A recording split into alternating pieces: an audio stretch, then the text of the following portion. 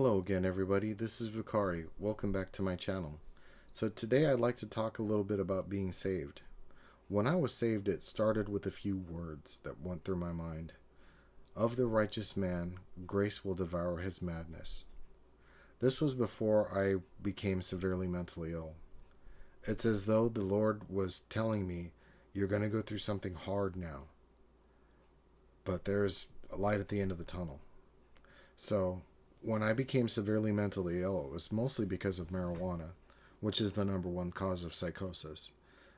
That's probably another conversation to be had down the road, and I will happily have it.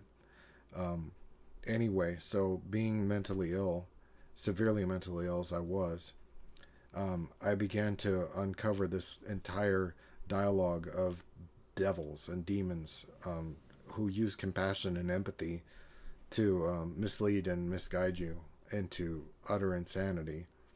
And then there's the word, there's the Bible itself, which can lead you away from it all, and has a way of circumventing all the things that you hear through the demons and so on. So my being saved was an incredible journey that I think I'll be talking about for years to come, and I can't wait to share it as time goes on.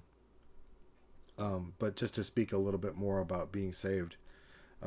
So now, after having been through that process of demons and angels fighting over me, which it seemed, very much so, and the Lord vouching and fighting for me, I'm now comfortable. I now live so many of the ways the Bible promised. I live with a comfort. All my transgressions and problems of the past are now weight that I can carry. They're no longer stones that pummel me. They're now enlightening and entertaining in many ways. So with gender dysphoria, I now deal with this avatar, this female avatar, and I use female avatars on other platforms. And when it comes to the mental illness, I feel as though I have a rare disturbing thought. It rarely ever happens. I no longer have any kinds of hallucinations, visual or audio, or any other problems when it comes to it. I feel very secure. I feel very comfortable. And like I said, it's as though I am living what the promises that were made in the Bible are. And I wish that upon everyone, that they'll be able to be saved from the burdens and their woes that cheat them from a real life, that cheat them from a life of simplicity, comfort, wisdom, patience, and divine intervention. Because I believe that all that is possible with Jesus' help. And so I am a living testimony to the power of the Lord. I truly believe that. And I'm very comfortable now. I can't wait to enlighten and entertain as much as I can when it comes to such matters. And again, Jesus has saved me from gender dysphoria and from mental illness. I owe my whole universe to him. I owe everything to him. And I have an appreciation and a love for Jesus that I think is unrivaled as far as I'm concerned. My faith is stronger than anyone's, in my opinion, and I'll put all my stock in it, and I wish everybody could feel that way. Honestly, I wish everybody could think to themselves, I have more faith than anyone, and we all just have that thought running through our heads, and we don't have to compete or compare. It's just a lingering idea, a good one. I have learned to love people in such a manner that I try to love everyone as my neighbor, and I try to be compassionate. I try to be wise. I try to be patient. I try to be calm. I do my best to be wise, and hopefully it's not my own wisdom that I'm going from. Hopefully it's the Lord's wisdom only, and I don't think I do too horribly. I'm human as anyone. I'm not perfect, and but I have a perfect guide to look up to. So, hallelujah, and yay for me on that. I've got all the help I need.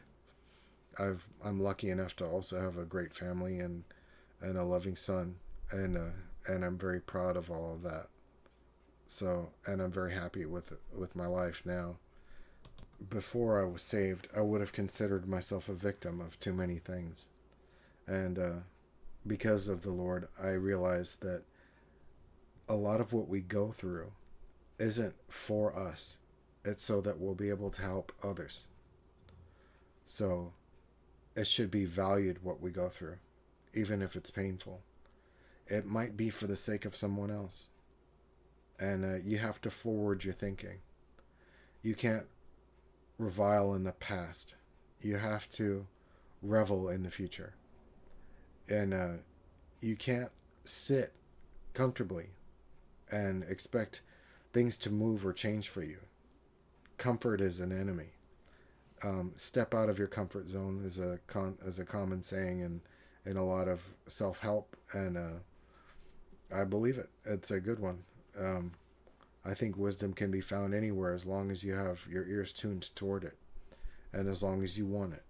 And I think you can journey through life always in discovery, and you'll find the Lord there as well, especially with when it comes to matters of the soul, matters of spirit.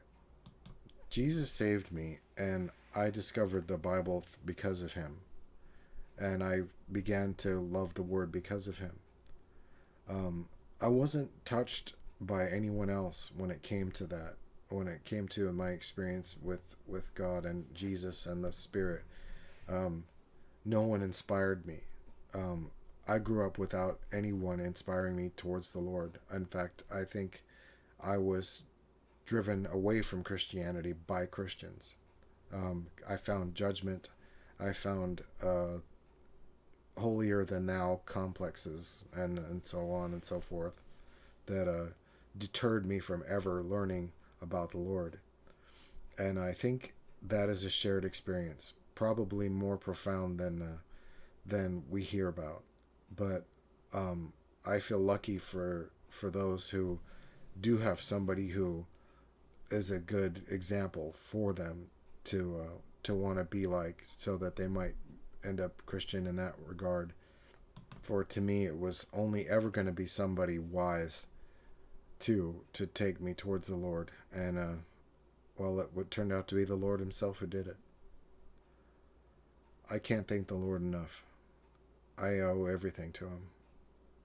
And how to best deal with that, how to best represent that, is a struggle I try to find every day a little bit more about it, and what I can do about it, and my calling towards my faith and such.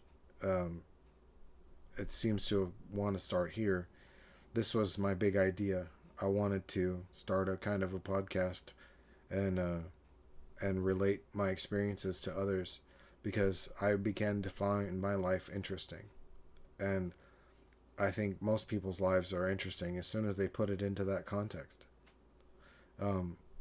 Rather than the victim mentality, which drives any interest away from people, and is sad, is nobody wants to hear that the I am a victim narrative coming out of anyone. I don't believe that one for 1 second.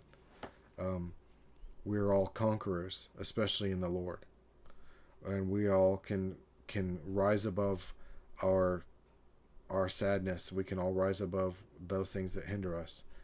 I'm living proof. I no longer suffer gender dysphoria or mental illness. Instead, I now have a committed relationship to people who do, and I now have all the insight, much of the wisdom that it takes to help people when it comes to those things, those issues, and those problems. And I can't wait to share more of it as time goes by.